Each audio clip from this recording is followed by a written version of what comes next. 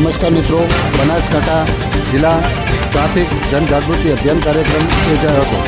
આજે બાબર ખાતે વાવ સર્કલથી ગાયવાળા ચક્ર સોયગામ ચક્ર સુધી આજે બંને જગ્યાએ બાબર પોલીસ દ્વારા રેડિયમ પટ્ટી લગાવી લાલ અને પીળા પટ્ટા લગાવીને અક્ષમતથી બચવા માટેના પટ્ટા લગાવવામાં આવ્યા હતા.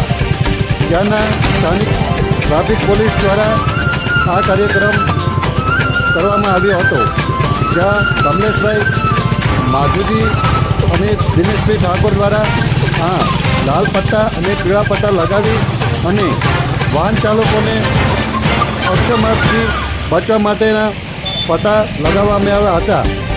આ કાર્યક્રમ અક્ષયરાજ મકવાણાના માર્ગદર્શન હેઠળ યોજાયો હતો. બાબર પીએસઆઈ અને પીઆઈ દ્વારા આ કાર્યક્રમને બાબર પોલીસ દ્વારા